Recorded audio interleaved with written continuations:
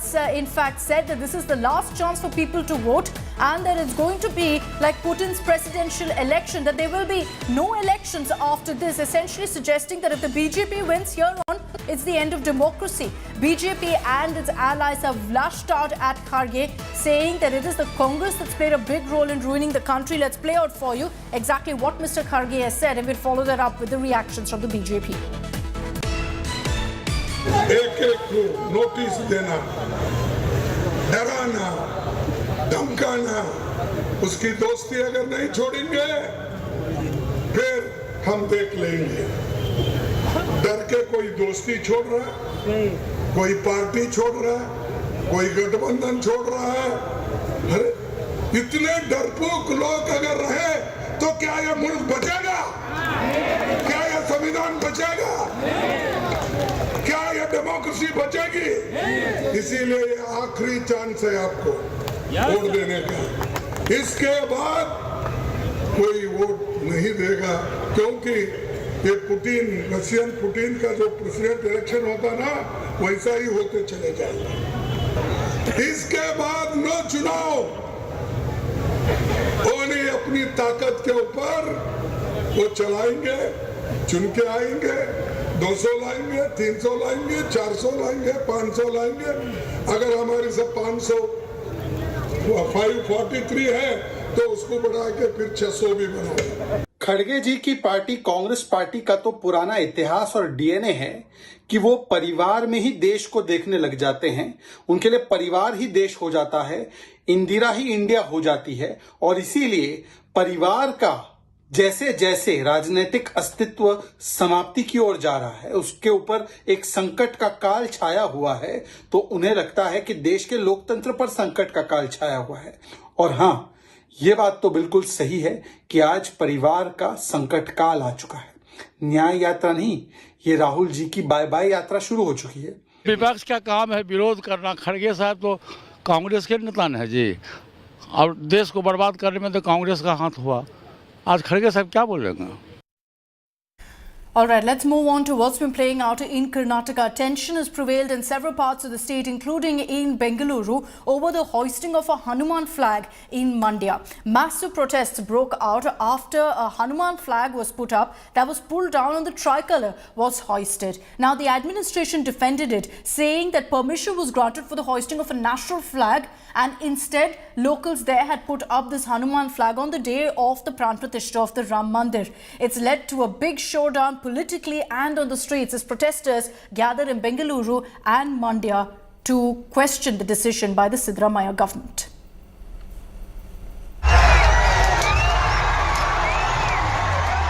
Lathi charge by police. Vehicles damaged by protesters. People running helter-skelter. These were the scenes witnessed on the streets of Mandya, popularly known as the sugar city of Karnataka, on Monday. And the reason for this mayhem was a flag of Lord Hanuman. This is how it started.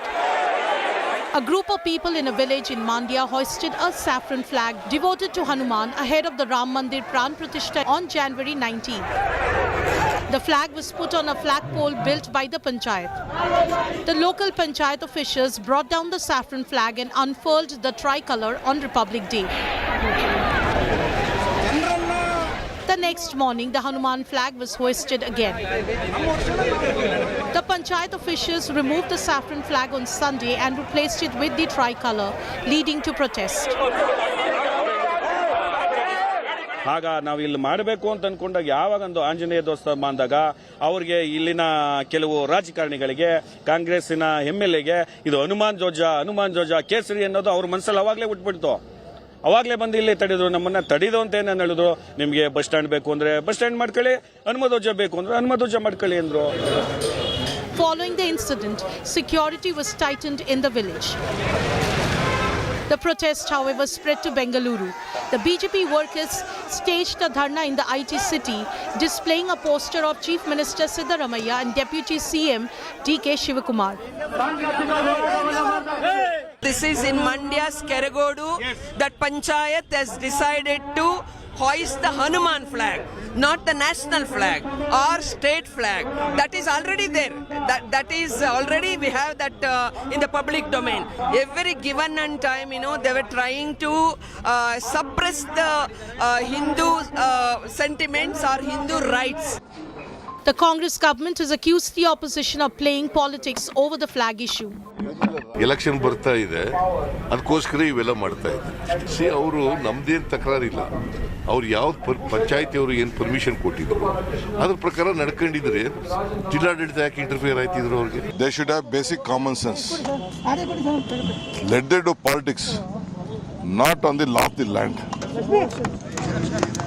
We don't mind. We all respect religion. We can't allow everyone to take the law into their hands. The BJP in the meantime has slammed the Congress, calling it anti-Sanatan.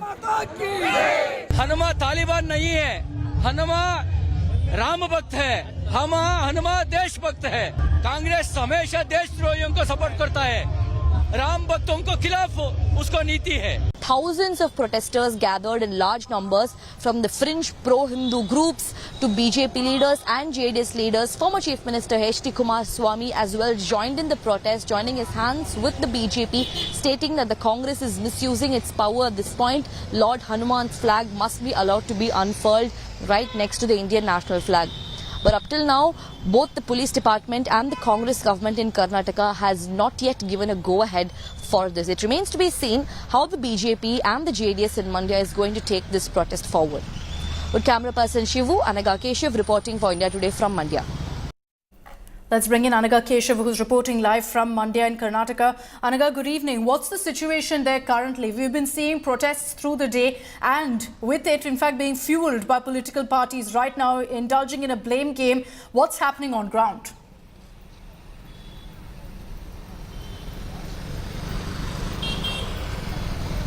Well, good evening to you as well, Akshita. And if you see right behind me, there is one Ram, Lakshman, Sita poster. And this is there in almost every nook and corner of Mandya, every village of Mandya, be it in KRPT or be it in Keregodu or in Mandya city itself.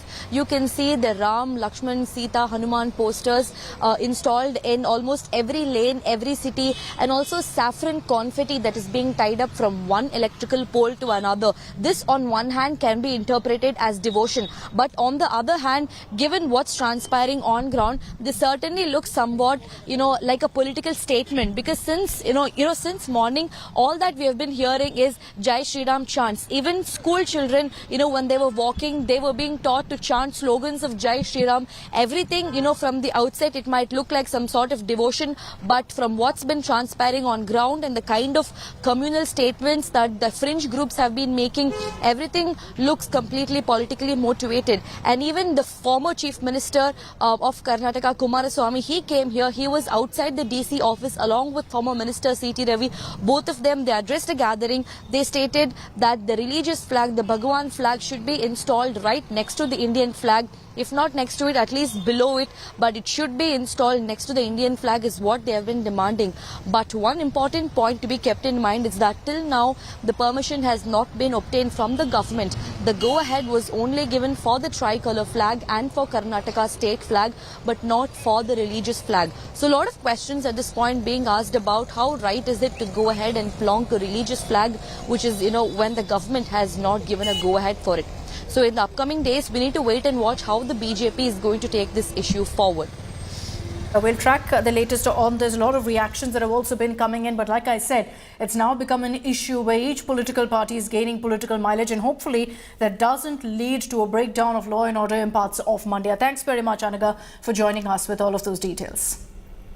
All right, let's move on to some other stories as well. The Enforcement Directorate today has cracked the whip on the opposition. There are several opposition leaders who right now are facing ED heat ahead of the general elections. A day after Nitish Kumar's oath as Chief Minister, RJD Chief Lalu Yadav was grilled by the Enforcement Directorate in connection with a money laundering case. This is directly linked to the Land for Jobs scam in the railways, in which Lalu and his family members find themselves in trouble. Lalu was questioned today. Tomorrow, Tejaswi Yadav has also been summoned by the Enforcement Directorate, again in the same case. He's also been named. Remember, Rabdi Devi and their daughters also have been named in this case. So it's only a matter of time before they're brought into this this investigation as well. And it's not just the RJD. An ED team today also visited Jharkhand Chief Minister Hemant Soren's Delhi residence in connection with a money laundering case related to the mining scam. There's endless speculation that Soren is missing because he wasn't there at his residence when the ED reached there. ED sources have told India Today that Soren is missing because he skipped summons, didn't respond, but then soon after that it was confirmed by him in a letter to the Enforcement Directorate that he will appear before them very, very soon.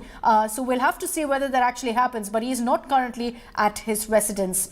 Meanwhile, Arvind Kejriwal is also under the ED radar. He's already skipped 4 summons and it remains to be seen what will play out next on that front. जिस तरह से देख रहे हैं कि कल सरकार गई है और आज उनको बुलाया गया है पूछताछ के लिए और पूरे देश के लोग और स्पेशली बिहार के लोग सब लोग जानते हैं कि लालू जी की तबीयत ठीक नहीं है, किडनी ट्रांसप्लांट हुआ है, बहुत सारी बीमारियों से ग्रसित हैं और सबसे बड़ा तो एज फैक्टर है, उनको उठने बैठने में भी प्रॉब्लम होती है, किसी की हेल्प की जरूरत होती है क्योंकि ये सब बिहार के लोग, सब देश की जनता, सब लोग, आप सब लोग देख रहे हैं कि किस तरह से कल घटनाक्रम रहा और आज से ये एजेंसियों का स्टार्ट हो गया। जो अकुत संपत्ति कमा लेता है वो व्यक्ति परेशान होता है। राजनीति से धन की लालसा रखने वाले लोग की परेशानी हमेशा बढ़ी है और भ्रष्टाचार मुक्त बिहार बनाने का संकल्प देश के प्रधानमंत्री नरेंद्र मोदी जी और बिहार के मुख्यमंत्री जो भ्रष्टाचार पर जीरो टॉलरेंस कहते थे वो अब साकार होगा। नौकरी के बदले जमीन ली क्या, जवाब इसका देना है ना, इसका जवाब नहीं देंगे। अपने समाज के लोगों से भी जमीन ली तो जवाब इसका देना पड़ेगा, इसका जवाब तो नहीं है तो ईडी सवाल तो पूछेगी ना। 40 में कितनी सीटें 2024 में? 40 में 40, निश्चिंत रहिए। CM is not responding today, he has to respond tomorrow. That no, I am always stressing on one thing, that what is the action taken by the law enforcing force. As a true citizen, we must obey to it. Sir, how is Raj Bhavan watching the law and order situation, the present ongoing in Jharkhand? The law and order situation is not very satisfactory. That I have expressed this too many times. The action has to be taken.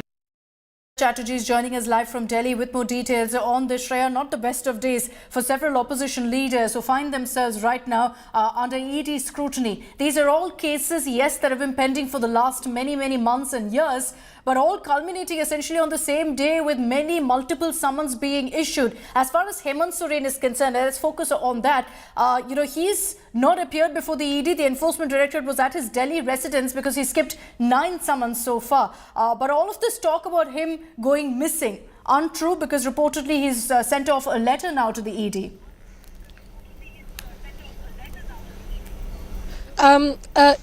Just give you a clarity on exactly what transpired today so far as ED's action is concerned. I'm still outside 5/1 Shantiniketan, which is the official guest house of GMM, where usually when Hemant Soren arrives in Delhi is put up. Now, at 7 in the morning, the Enforcement Directorate team had reached all the 3 locations in the national capital, that is the Jharkhand Bhavan, the place where I'm standing right now, and one Motilal Nehru Marg, to actually carry out searches based on some fresh input. What we are being told by our sources in the Enforcement Directorate, that these fresh evidences were to be made, the Jharkhand CM was to be apprised of these fresh evidences. However, they could not find him. So this is what the ED sources are so far maintaining. On the other hand, when we talk about the GMM, they have already clarified that he is not absconding, and what is taking place is nothing but a political vendetta. In a letter dated 28th of January, post-noon, Hemant Soren has suggested that earlier he's been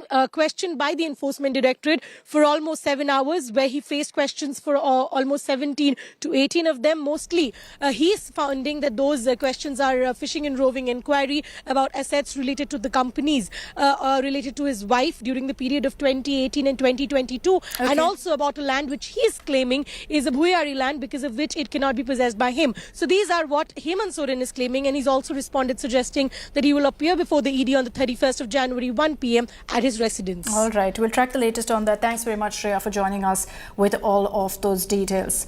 Now, a big development also has been reported in the Gyanvapi case, as a petition has been filed in the Supreme Court demanding that the Archaeological Survey of India be instructed to conduct a scientific survey of the purported shivling as per Hindu claims present in the Gyanvapi complex in Kashi. The petition filed by the Hindu side has requested that the survey should be conducted scientifically of the Vuzikhana without causing any damage to the alleged shivling. UP Chief Minister Yogi Adityanath, meanwhile, has made a big statement on this ASI survey report in Gyanvapi, calling the finding of Hindu relics inside this mosque as historic. He's also said that Hindu culture and tradition is older than history and that people should be proud of it. These are pictures also that you see on your screens of what we've found in the ASI survey report. It was made public, remember, on January 25th and showed pictures of fragments of what appear to be statues of Hindu deities and other iconography within the mosque complex. And according to the ASI, a temple existed in place of a mosque. Some of the pictures there shown as evidence of, in fact, the remnants of a temple.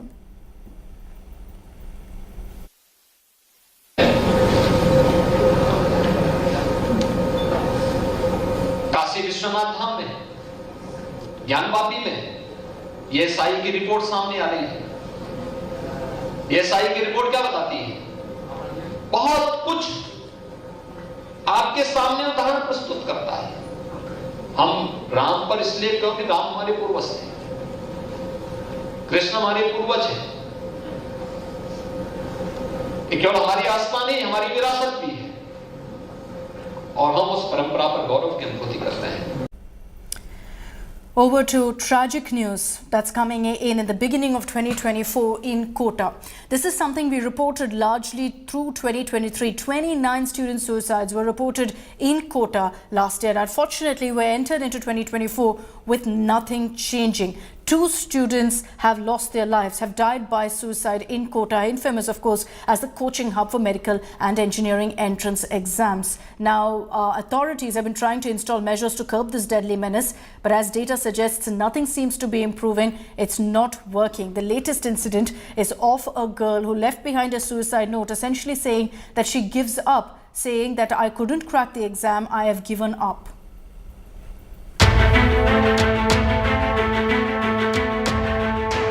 A daughter's desperate step to end her life. She was 18.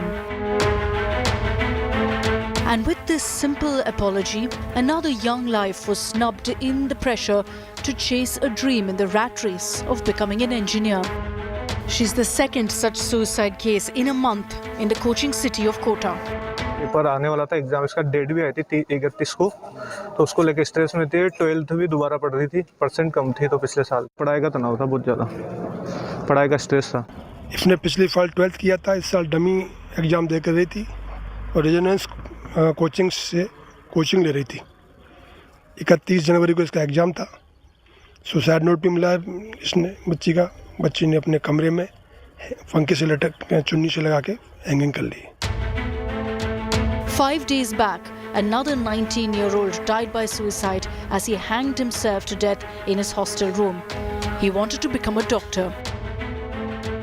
काफ़ी सही था, पिछले साल भी हम लोग के साथ कोचिंग कर रहा था। नंबर वगैरह थोड़ा उतने अच्छे नहीं आ रहे थे, तो घर वालों को तो बता रखा था। घर वालों ने बोला भी था कि कोई दिक्कत नहीं, जैसे भी नंबर आएंगे दिलवा देंगे, प्राइवेट गवर्नमेंट जो भी मिलेगा। तो ऐसा कुछ खास प्रॉब्लम नहीं थी। Kota, known for its coaching institutes for engineering and medical entrance examinations, saw 29 suicides in 2023. This spate of student suicides also prompted stakeholders to come up with desperate measures, such as installing anti-hanging devices in hostel room fans and iron mesh in balconies and lobbies. In its latest guidelines issued by the government, admission of students has been restricted from class 9. Ensuring that no children are pushed in the severe competitive atmosphere from 6th standard onwards. More than 2 lakh students move to Kota annually to prepare for these competitive exams.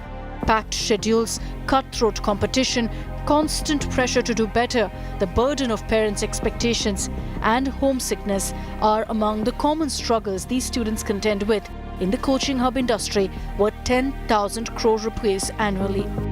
Bureau Report, India Today. Now, unfortunately, and we want to put out that data for you because hopefully this will be an eye-opener for authorities that nothing has really changed in Kota. You see those figures on your screens. We've entered 2024. In a matter of 1 month, 2 students already have lost their lives due to sheer pressure that they're feeling because of these examinations in Kota. In 2023, 29 students tragically lost their lives. A slew of measures were taken post that, but unfortunately nothing's changed on ground. In 2022, it was 15. In 2020, there were 4 students. And after that, 2022, it went up to 15, also because there was the impact of COVID being felt. In 2019, 8, and you see the rest of the figures right now. That shows you that in 2023, we saw the maximum number of student suicides in Kota. And that's all we have time for on this edition of 6 p.m. Prime. Thanks very much for tuning in. I'm leaving you with the images of Kashmir finally receiving snowfall after an unprecedented drought that the valley has been witnessing.